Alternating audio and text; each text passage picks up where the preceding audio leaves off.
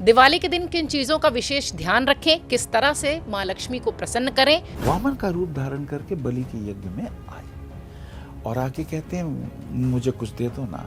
वो कहते हैं नहीं बलि, मैं तुम्हारा गुरु, तुम्हें आदेश देता हूँ, संकल्प नहीं दोगे। ये विष्णु है। तो यही हुआ था आज के दिन, विष्णु और लक्ष्मी का मिलन होना था। विष्णु तो वहां चले गए, अब लक्ष्मी परेशान, मेरे पति कहाँ गए। यहाँ तक कहा गया है कि अगर किसी का विवाह में कुछ ज्यादा विघ्न आते हो तो गोधूली में विवाह कर दीजिए। मुहूर्त शुरू हो जाते हैं गोधूली से। लक्ष्मी विष्णु का पूजन, साथ में पुत्र गणपति को देसी घी, और वो भी गाय का हो। नमस्कार, स्वागत आप सभी का। आप देख रहे हैं अमर उजाला, मैं हूं आपके साथ प्रतीक्षा। दिवाली आ चुकी है, तैयारियां जोरों शोर से आपके और हमारे घर में शुरू हो चुकी हैं। नए कपड़े, नए गहने महिलाओं के लिए बड़ा पसंदीदा ये विषय है। और इसके अलावा घर की साफ सफाई के साथ पूजा अर्चना। माँ लक्ष्मी को खुश करने के लिए हर घर में अपनी समृद्धि के अनुसार, अपने विवेक के अनुसार सभी पूजन अर्चन करते हैं। लेकिन कुछ ऐसी बारीक और सरल चीज़ें हैं जिनसे कि आप माँ लक्ष्मी को यूं तुरंत प्रसन्न कर सकते हैं। दिवाली के दिन किन चीज़ों का विशेष ध्यान रखें, किस तरह से माँ लक्ष्मी को प्रसन्न करें ताकि हमेशा उनकी कृपा आप सब पर बनी रहे, आपको हम बताते हैं। और माध्यम है ज्योतिषाचार्य अनिल वत्स जी, जिनको आप सब जानते हैं। वो किसी परिचय के मोहताज नहीं है। आप किसी भी सोशल प्लेटफॉर्म पर जब आप बहुत विस्तार से इन पूजन अर्चन की विधियों वाले प्रोग्राम्स देखते होंगे तो हमेशा अनिल वत्स जी आपको नजर आते होंगे। दिवाली की कार्यक्रम इसलिए हमने ये तय किया कि हम इनके साथ ही शुरू करेंगे। दिवाली पूजन से लेकर माँ लक्ष्मी के जो उनकी प्रसन्न करने की पूरी विधि है वो सब हम आप तक पहुंचाएंगे अनिल वत्स जी के माध्यम से। पंडित जी, आपका बहुत स्वागत। आपको सुनते हैं तो ऐसा लगता है कि सिर्फ आपको ही सुने। माँ लक्ष्मी की अपूर्व कृपा, गणपति की कृपा और दिवाली का ये पर्व आप सबके लिए, अमर उजाला के जितने भी दर्शक हैं, सबके लिए मंगलमय हो, मैं ऐसी शुभकामना करता हूँ। बहुत धन्यवाद आपका।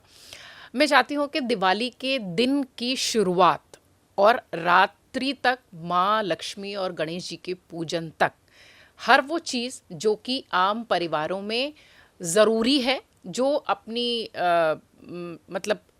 उनकी जैसी हैसियत है, कहते हैं जैसी उनकी आर्थिक स्थिति है, उसके अनुसार कैसे पूजन अर्चन वो करें। मैं चाहती हूँ दिवाली के दिन की शुरुआत से रात्रि तक आप उसे विस्तार दें।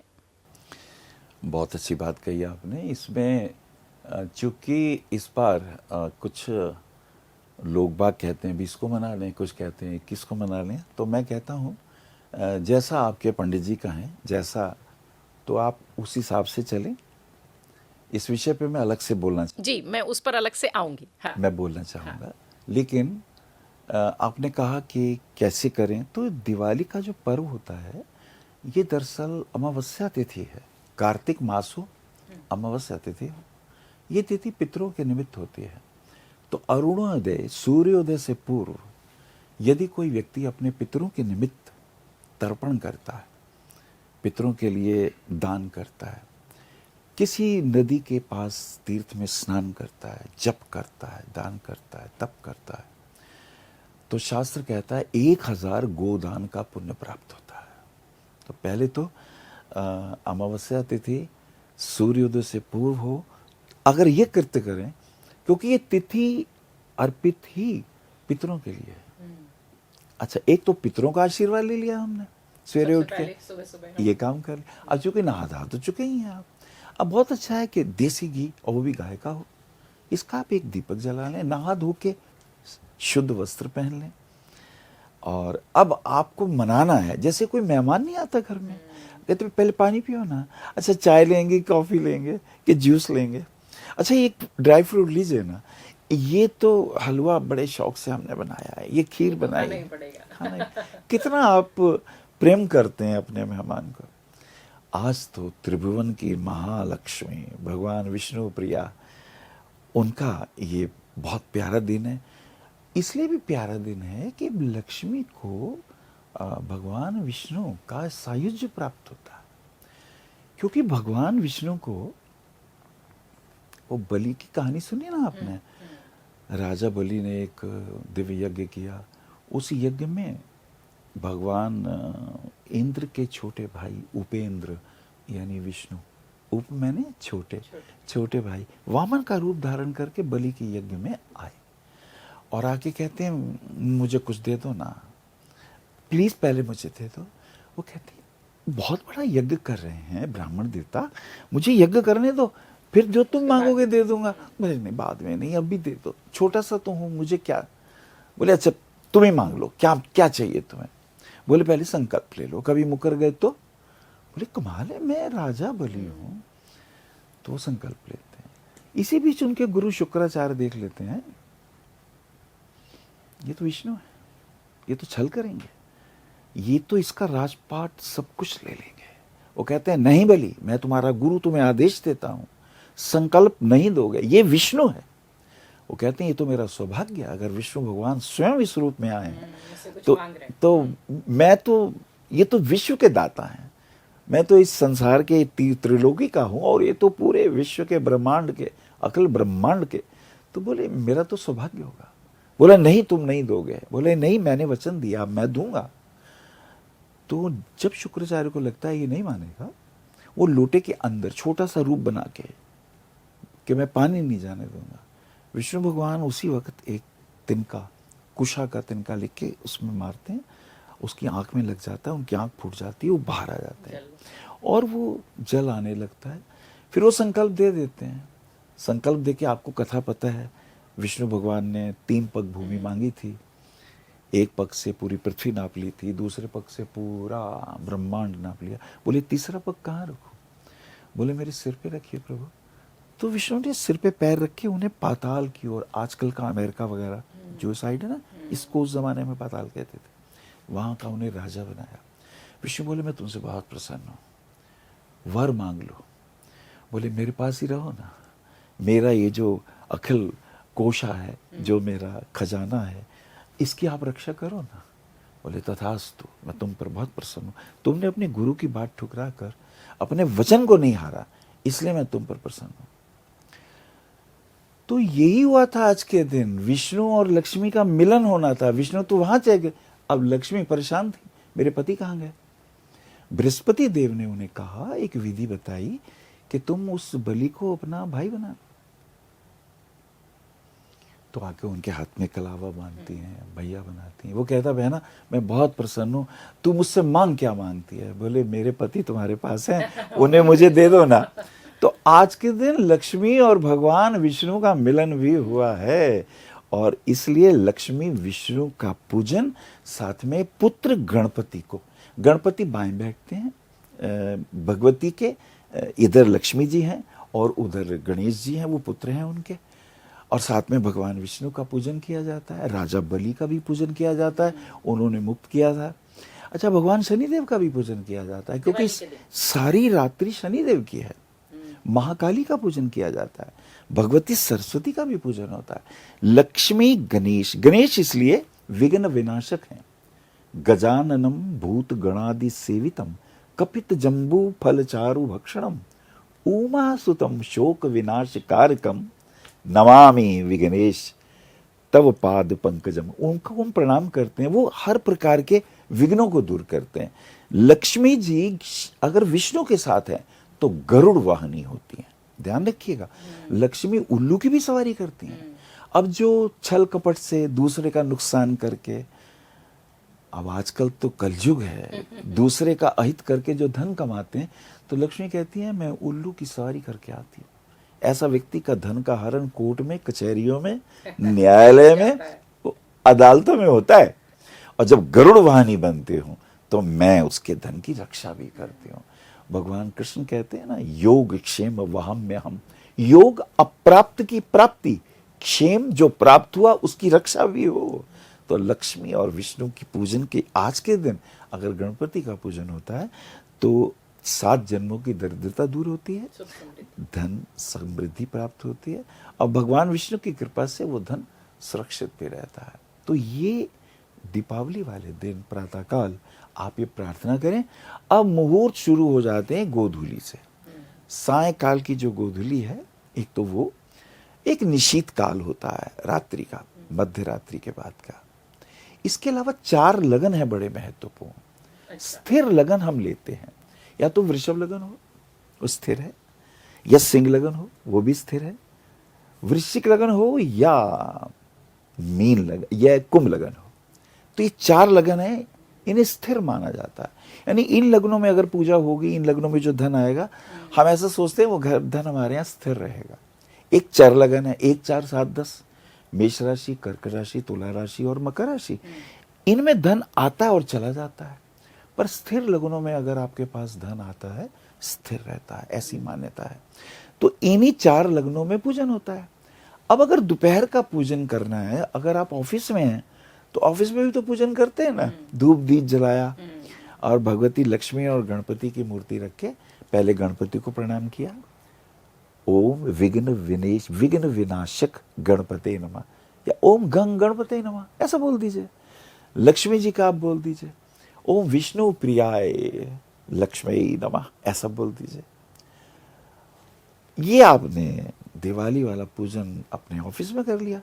कुछ व्यापारी होते हैं वो नई बही बदलते हैं, क्योंकि इनमें बही खाते बदलते हैं, तो बही खाते पे वो काली स्याही से लिखते हैं। अब यहाँ महाकाली का पूजन होता है, वो जो काली रोशनाई से हम लिख रहे हैं ना, ओम महाकाली दिव्यई नमः, उनका हम पूजन करके बही खाते भी नए बनाते हैं। आजकल लेजर वगैरह नए बनाए जाते हैं, ऐसा मान्यता है। अब काली का पूजन और ये तो वहाँ शक्ति रूप कर लिया आपने। सायकाल को घर आए तो वो जो गोधूली का मुहूर्त है वो बड़ा इंपॉर्टेंट है। यहाँ तक कहा गया है कि अगर किसी का विवाह में कुछ ज्यादा विघ्न आते हो तो गोधूली में विवाह कर दीजिए। गोधूली का अर्थ होता है कि सायकाल के वक्त जब गौएं चरती हुई वापस आए और अपनी पूंछ से धूल उड़ाती है, तो वो जो धूल उड़ रही है वो अति पवित्र, विघ्न विनाशक, अरिष्ट नाशक मानी गई है। तो गोधूली की स्थिति में आप पत्नी, धर्म पत्नी के साथ बैठे घर में, आपके पास जितने ड्राई फ्रूट ला सकते हैं ले आइए, फल फ्रूट ले आइए, घर में ही मिठाई बना के रख लीजिए, नहीं तो गुड़ चना बताशे ही रख लीजिए। भगवती आपके भाव की भूखी हैं, उन्हें तो कुछ नहीं खाना, ये तो तुम ही खाओगे, उनका तुम्हें आशीर्वाद लेना है। देसी घी का दीपक जलाइए। अब बड़ा आसान सा मैं एक विधि बताता हूँ। एक थाली ले लीजिए, थाली में आप क्या करें, अपनी जो ये जो रिंग फिंगर है, या तो इससे या वो जो बड कानों में डालते हैं ना, उसके रुई लगी हुई है, आपने कुमकुम का या रोली का आपने घोल लिया, उसको टच करके शाही की तरह उसको कलम बना लीजिए। सबसे पहले आप थाली पे ऊपर लिख लें ओम, ओम हो गया। और फिर आपको क्या बनाना है, श्री, भगवती लक्ष्मी का स्वरूप बना लीजिए। लक्ष्मी का स्वरूप बनाने के बाद अब ऊपर आया ओम, इधर आया श्री, अब आया गणेश, श्री गणेशाय नमः। ओम, पहले ओम, श्री लिख लिया, गणपति का स्वस्तिक बना लीजिए और नमः की जगह 3 डंडे डाल के सिर डाल दीजिए। ये ब्रह्मा विष्णु महेश हो गए। देखिए सब देवता आ गए।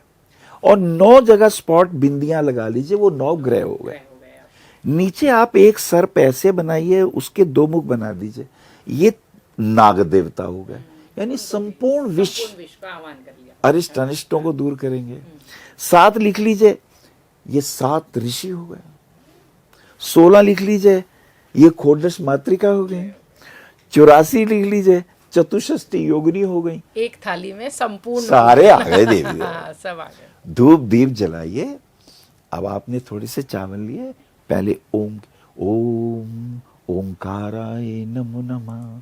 अब मंत्र पूरा आता है, ओंकारम बिंदु संयुक्तम नित्यम ध्यायन्ति योगिना कामदम च मोक्षदम च ओंकाराय नमो नमः। ना बोल सके तो बोल दीजिए ओंकाराय नमो नमः। अब इधर श्री है तो बोल दीजिए ओम श्री महालक्ष्मी नमः। चावल थोड़े वहां डाल दिए, आह्वान कर रहे हैं, आओ ना, हम उनको बुला रहे हैं, हम पूजा कर रहे हैं, हे देवताओं आप आओ ना मेरे घर। तो ओंकार का आह्वान किया, लक्ष्मी का आह्वान किया, गणपति का किया, ओम गंग गणपते नमः। हे उमासुत आओ ना, हे विघ्न विनाशक आओ ना, हम पूजा करते हैं। ब्रह्मा विष्णु महेश पे भी चावल डाल दिए और सब पे चावल डाल के, चावल क्या है, आसन है। जैसे कोई आता हम कुर्सी पे बिठाते हैं ना, तो ये चावल हमने आसन लगाए हैं, इन आसन पे देवता बैठेंगे। अब ब्रह्मा विष्णु महेश को आपने ओम ब्रह्मदेवाय नमः, ओम विष्णवे नमः, ओम रुद्राय नमः ऐसा बोल दीजिए आसान तरीके से। जिनको मंत्र आते हैं वो सारे मंत्र बोले। महालक्ष्मी का मंत्र बोल दें, ओम हिरण्यवर्णा हरिणी स्वर्ण रजस्रजाम चंद्रा हिरण्यमयी लक्ष्मी माँ। ये आप ये भी बोल सकते हैं। आप गणपति का मंत्र बोल सकते हैं, ओम गणेभ्यो गणपतिभ्यो नमो नमो, रातेभ्यो रातपतिभ्यो नमो नमो, गृसेभ्यो गृहपतिभ्यो नमो नमो, ओम गंगणपते नमः। ब्रह्मा जी का विष्णु जी का ध्यान करके उनको भी प्रणाम कर दीजिए। चाहे फिर वो जो 9 ग्रह हैं, सबसे पहले बीच वाले सूर्य देव पर, वो इन नवग्रहों के अधिपति हैं। ओम सूर्याय नमः। सूर्य के बाद आपको ओम चंद्रमसे नमः। फिर चंद्र बिल्कुल बीचों बीच है, मंगल दाहिनी तरफ है, ओम भवाय नमः। मंगल के बाद बुध बिल्कुल आपके ऊपर है, लेफ्ट में, ओम बुद्धाय नमः। गुरु उसके नीचे है, ओम गुरुवे नमः। शुक्र बिल्कुल इधर दाहिनी तरफ है, उनको ओम शुक्राय नमः ऐसे बोल दीजिए। और शनि बिल्कुल सूर्य के नीचे, ओम शनि देवाय नमः। फिर ओम राहवे नमः केतवे नमः, इनको प्रणाम कर लीजिए। और 7 माता को ओम सप्तघृत मात्रे नमः। 64 योगिनियों में ओम चतुष्षष्टि योगिनी है, उनको प्रणाम कर लीजिए। और फिर खोडश मातृभ्यो नमः, उनको प्रणाम कर लीजिए। और फिर अष्टकुल नाग नगेभ्यो नमः, इनको प्रणाम लीजिए। जी हो गया दिवाली पूजा। इतना सरल है। और फिर कहिए प्रभु मुझसे कोई गलती हो गई हो मंत्रोच्चारण में तो क्षमा कर दो ना। आवानम न जानामि विसर्जनम। इसमें एक कलावा जरूर बांधते हैं। कलावा इसलिए बांधते हैं कि यही कलावा बांधा था भगवती लक्ष्मी ने भगवान विष्णु को। और मंत्र जो बृहस्पति देव ने बोला था वो वाला मंत्र बोल दिया था। उस मंत्र का प्रभाव यह था कि वो व्यक्ति अपने चरित्र और आचरण से उस वचन से बन गया। ठीक है, तो ये। और फिर आपने जो प्रसाद है वो आपका तैयार है। थोड़ा थोड़ा प्रसाद देवताओं को भोजन मुंह लगाइए उनको, और फिर सब जने थोड़ा थोड़ा प्रसाद ले लीजिए। इसमें वैसे चीनी के बने हुए बाजार में खिलौने भी मिलते हैं, बताशे मिलते हैं, खीले मिलती हैं, ये सब ले आओ ना। ये सब असली प्रसाद है। वो जो खीले हैं उसमें लक्ष्मी का वास। तो ये प्रसाद सबको आप दे सकते हैं। और इस तरह आपने सरल भाषा में कर लिया। गोधूली में खास साधना करनी है तो फिर वो मैंने बताया ना आपको, रात्रि की निश्चित काल की साधना योगियों के लिए। कुछ तांत्रिक हैं, कुछ मांत्रिक हैं, वो अपनी कुल परंपरा के अनुसार पूजन कर लें। वो सब जगह अलग अलग भी वो अलग है। वो जैसा उनके मन में आए वो कर लें। और 4 लगन बड़े प्रतिष्ठित हैं, जैसे हमने बताया, वृषभ, फिर इसके बाद सिंह, फिर वृश्चिक, और फिर कुंभ लगन में हम ये पूजा कर लें। अच्छा, इसके दिन बहुत सी बातें जुड़ी हुई हैं। कुछ लोग कहते हैं आज के दिन जुआ खेलना चाहिए।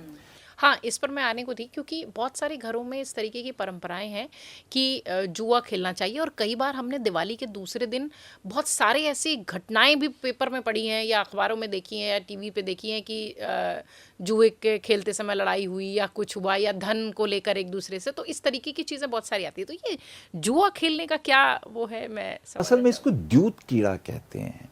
द्यूत को हमने जुआ पता नहीं क्यों बना लिया। द्यूत का अर्थ होता है हम ये जाने हमारा आने वाला वर्ष कैसे रहेगा। तो शिव और पार्वती ने ही द्यूत कीड़ा की थी, और द्यूत कीड़ा के अंदर पार्वती जीत गई थी। तो पार्वती चाहती थी, शिव जी से कहा सबके महल हैं, तो मुझे कैलाश पर्वत पे रखते हो, पहाड़ों पे, हमारे लिए भी तो एक महल होना चाहिए। तो उन्होंने कहा देवी हम तू प्रकृति है, मैं पुरुष हूं, हमें तो प्रकृति के साथ रहना चाहिए, जहाँ पेड़ पौधे हों, झरने हों, पहाड़ हों, ध्यान के लिए। हमारे लिए तो योगियों के लिए तो ये स्थान प्रिय। बोले नहीं, मुझे भी दो ना। इंद्र के पास देखो स्वर्ग लोक है, सबके पास अपने अपने लोग हैं। बोले ठीक है, विश्वकर्मा को बुलाया, बोले भी बनाओ नगरी, और नगरी बना दी। अब बोले इसका उद्घाटन करना, गृह में प्रवेश करना। तो किसको बुलाएं? बोले वो रावण को बुलाओ, वो सबसे बड़ा भैया इस वक्त शिव भक्त नहीं, पंडित है, उससे बड़ा महापंडित नहीं है, उसे बुलाओ। अब पंडित जी आए, उन्होंने अब बोले भाई अब दक्षिणा में पंडित जी क्या चाहिए आपको? बोले यही नगरी दे दो मुझे। तो शिव जी ने कहा कि देखा, मैंने तुम्हें पहले ही कहा था कि हम लोग प्रकृति के पास रहें तो ज्यादा ठीक है। और लंका रावण भाई साहब ले गए। तो अच्छा, वो पार्वती के लिए बनी हुई लंका नगरी उनके लिए बनाई थी, विश्वकर्मा ने बनाई थी। तो भगवान शिव ने कहा देखा, तो द्यूत में भी जीत गई, अब वो जीती जिताई चीज जो है वो देखो दक्षिणा में रावण ले गया। तो उसका अर्थ ये था कि हमारा भविष्य कैसा रहेगा। तो उसमें जीत हार का कुल इतना, वो एक ही बार खेलते हैं और उसका मतलब ये होता है कि भाई हमारा भविष्य जांचने की एक प्रकृति जन्य सरलतम विधि इसका यूज किया गया। अच्छा, दूध कीड़ा बहुत प्रकार की है, रस्साकशी भी होती है। एक तरफ राजा के पुत्र खींचते हैं और एक तरफ जनता खींचती है। यदि जनता जीत जाए तो उस वर्ष राजा की कृपा जनता पे बनी रहेगी, राजा अपनी जनता का ध्यान रखेगा। यानी इन क्रीड़ाओं का मतलब ये होता था किस प्रकार राजा अपना राजधर्म निभाए, अपनी जनता के बीच में उनके दुखों का, कष्टों का ध्यान रखे, निवारण करे। तो द्यूत क्रीड़ा का तो ये मतलब है। और भी है कि रात को भाई दरवाजे खुले रखो, लक्ष्मी आएंगी घर में, ये भी बड़ी मान्यता है। तो वास्तविकता ये, अब आजकल के जमाने में तो कहीं चोर ही ना आ जाए, डाकू ही ना आ जाए, आपने वो दीपक तो जला ही रखा है। दीपक त्रयोदशी को भी जलाएं, नरक चतुर्दशी को भी जलाएं और अमावस्या को भी जलाएं। ये तीनों दिनों का दीपक जलाने से अकाल मृत्यु के भय नहीं होते, ऐसे यम भगवान ने कहा है। और हाँ, ये बात तो सही है कि दरवाजे खिड़कियां खोल दें, ये नहीं, और मन की खिड़की खोलें, मन की खिड़की खोलें। दूसरों के दुख सुख में काम आए, इसका गहरा अर्थ लेना चाहिए। इसका भाव भगवान ज्यादा समझेंगे कि कौन दुखी है और कोई पुकारता है तो हम उसका मजाक ना उड़ाएं। दुख सुख में अगर हम कर सकते हैं, हेल्पिंग एटीट्यूड होना चाहिए। तो लक्ष्मी कहती है मैं बड़ी प्रसन्न होती हूँ, तो मैं गरुड़ पे सवारी करके आती हूँ, तो उस घर की मैं धन भी देती हूँ और उस धन की रक्षा भी करती हूँ। ये बहुत सारी चीजें इसमें मिली जुली सी है। और आज के दिन एक खास विधि है, दिवाली वाले दिन, जो मैं अपने दर्शकों को देना चाहता हूँ।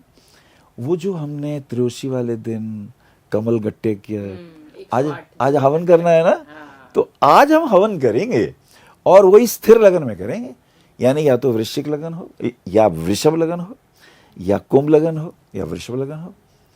तो इस लगन में रात के समय बैठ जाएं, चाहे देसी घी आपके पास होना चाहिए, गाय का देसी घी हो, और एक चम्मच के अंदर वही जो 108 आपने एक कमल गट्टा उसमें रखा, डुबोया, और अग्नि में आपने देना है।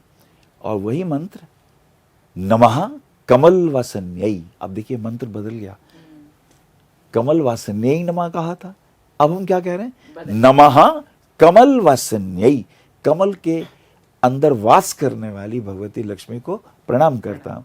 और फिर स्वाहा, नमः कमल वासन्यै स्वाहा। इसमें स्वाहा शब्द को समझना है। जब हम स्वा कहते हैं तो अग्निदेव पुरोहित हैं, वो मुख खोलते हैं, आ, तो तभी हमने आहुति देनी है, हा स्वाहा, तो उनके मुंह में। अभी क्या होता है, हम स्वाहा और बाद में डालते और ऐसे फेंकते, ऐसे नहीं भैया। जैसे माँ बच्चे को प्यार से खिलाती है, ऐसी आप दीजिए। लक्ष्मी की बड़ी कृपा आपके ऊपर होने वाली है। ये जो त्रयोदशी को प्रयोग किया था, आज लक्ष्मी भगवती वाले दिन, दीपावली वाले दिन हम ये प्रयोग करें। और एक बात और है, दीपक जो आप जलाएं वो बड़े इंपॉर्टेंट है। 11 दीपक जलाइए, 31 जलाइए, 51 जलाइए, घर के अंदर भी जलाइए, हर कमरे में रखिए, और घर के बाहर जो आपकी ड्योढ़ी है, बाउंड्रीज है, वहां भी रखिए। और इसका एक और भी अर्थ है, अगर घर में कोई बीमार है, ठीक नहीं हो रहा, तो एक लौंग और एक इलायची ले लीजिए, उसके सिर से 7 बार घुमाइए और हनुमान जी का मंत्र बोल दीजिए, नासे रोग हरे सब पीड़ा, जपत निरंतर हनुमत वीर, संकट से हनुमान छुड़ावे, मन क्रम वचन ध्यान जो लावे। ऐसा 7 बार घुमा के वो जो घर के बाहर दीपक रखा है उसमें लौंग और इलायची जला दीजिए। तो आपके ऊपर कोई भी स्पेल होगा, कोई भी दूर गलत दृष्टि होगी, कहते हैं ना नजर लग गई, बच्चों को भी, अरे हर खूबसूरत चीज को नजर लगती है जी। आप घर में पेंट बढ़िया कराओ, 10 बहुत बढ़िया पेंट कराया है, एनीथिंग जो आंखों को सुंदर लगेगी, लोग उसे घूर घूर कर देखेंगे, और जैसे घूर घूर कर देखेंगे वही नजर पता नहीं किस भाव से देखा है। अच्छे से देखा है तो अच्छा है, बुरे से देखा है तो हमें बचना चाहिए। तो ये प्रयोग हम कर सकते हैं उस दिन, तो इसका विशेष लाभ हमें मिलता है। तो दिवाली के दिन सुबह से रात तक की जो पूजन अर्चन और जो विधि है वो हमने आपको बताई। पूजन के बाद अपने बड़े बुजुर्गों का आशीर्वाद लीजिए, जो नैवेद्य आपने देवी को अर्पित किया है उसका ग्रहण करिए, और आप सबका परिवार स्वस्थ रहे इसकी प्रार्थना ईश्वर से करिए, माँ लक्ष्मी से करिए, गणेश जी से करिए। आप सबकी दिवाली बहुत शुभ हो, बहुत मंगलमय हो, यही कामना करते हैं।